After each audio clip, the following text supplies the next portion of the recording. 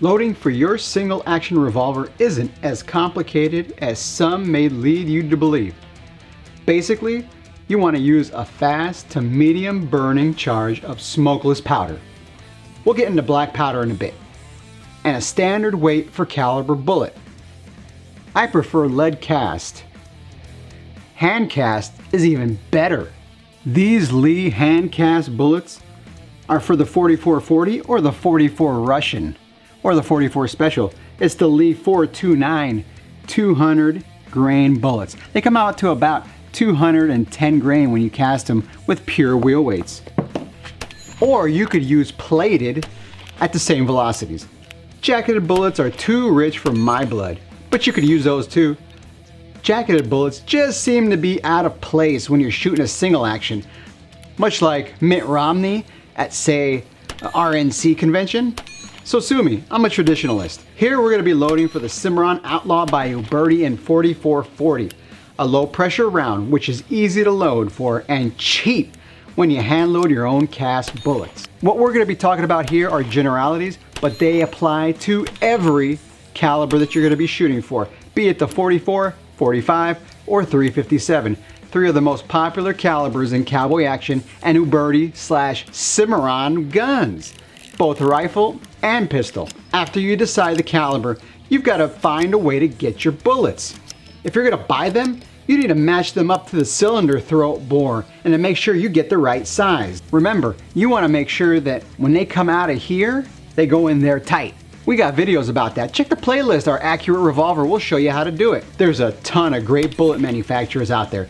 Pick one, get over it, and move on. If you're gonna cast, be aware that the Lee mold is great. They make some great affordable aluminum molds which won't have you crying like Pelosi on a bender if you ding it up or damage it. Cast, lube, and size your bullets. Uberti makes their 44 Russian, 4440, 44 Special, and 44 Mag, all with a .429 cylinder throat diameter. So you could cast one size and one round for all, just in case you happen to have them. 45 Colt and 45 ACP are .451, and 357 are 357. Imagine that. You gotta know what you're casting and what kind of bullets you got. These moly coated bullets that we were shooting in our video were at .430. That's fine. Nothing that our Lee 429 sizer couldn't fix. We ran these guys through here and voila. Our bullets sit just great. We use 7.5 grains of a unique compatible powder. This is a surplus military powder. It was called IPP for industrial pistol powder, but the load data was similar to unique. So we threw 7.5 grains of this powder. But you could also use bullseye, power pistol, or whatever you have laying around, red dot. That'll work too. This is where you need a good loading guide, people. Maybe several to cross-reference. I'm kind of neurotic when it comes to that, and I'm a data guy. Our moly coated bullets that we use functions flawlessly with the 7.5 grains of powder we used. With standard large pistol Winchester and an old batch of Wolf primers, we had no failure to fires or hang fires. Yeah, I know, Wolf, Tula, yada yada yada, but they're all we could get during the great ammo shortage of 2009. And guess what? They all work just fine, thank you very much. In fact, I've shot thousands upon thousands of rounds of Wolf and Tula, yeah that's right, Russian made, with no issues. That wasn't associated with operator error. Seat your bullet to the crimp if you have one, and if you don't, go buy the manual for the overall length that you need. And for God's sakes, people, remove your cylinder and use it as a chamber check. You want to hear it plunk. That's called the plunk test. Nothing worse than loading 10,000 rounds of your favorite load only to arrive at the range and find it won't chamber.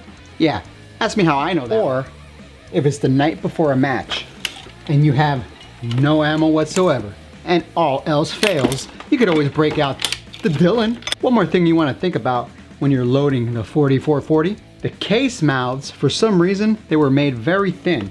So you're gonna have to be very gentle when you load this. If you feel any kind of hiccups or hesitation, stop and take a look.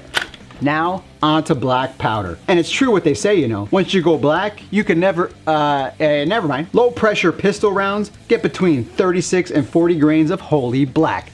You could also do substitutes here if you want. I like to be traditional. In these 4440s, we used What do you know? 40 grains of black powder. Black powder loading is a little more time consuming, and unless you're loading for a week-long match, I stick to the one at a time method. What does that mean? One at a time. I've got this handy little draw here to use. Pour one at a time and load. These flasks come in very, very handy, especially with the pre-measured spout here, usually at 30 to 35 grains. Or you create your own scoop. This is a 480 Smith & Wesson that we cut down. Fill up your case with black powder all the way to the base of the bullet. A little bit of compression is a good thing here, people. And this would be a good time to mention that you do not want to leave any airspace between the powder and the bullet. None whatsoever. Black powder burns differently than smokeless, and it's a non-controlled burn. Smokeless powder has different coatings applied to it to control the way it burns. Not so with black powder, which is why smokeless is considered a propellant and black powder is not. But that goes beyond the scope of today's discussion. If you're gonna be shooting an extended match, you may wanna think about putting a lubed felt round in between your powder and the base of your bullet. Soak them in lamb's tallow or Crisco and insert over your powder to help keep fouling soft and lube the bore. But with moly coated bullets, I really don't bother. Oh, and be sure to use Magnum primers here, as it helps to ensure a quick and hotter ignition. Some opinions vary on this, but I use them. And now we come to the quality of your black powder. In the video, we were loading Swiss, which I believe to be the best of the best. Goex is okay, but it's a little more rougher and burns a lot dirtier. We got about 20 rounds or so with our Swiss before we experienced any type of binding. Up close, you can really see the difference in the two powders, with the Swiss being on this side, and it looks like it's got a coating on it. You see how glossy it looks.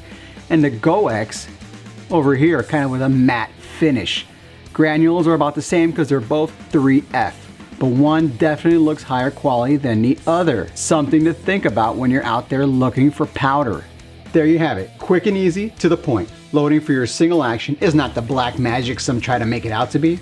Hopefully, we've got you pointed in the right direction. If you have any questions, comments, or concerns, or you want to tell me how stupid I am, send them on down. Till next time.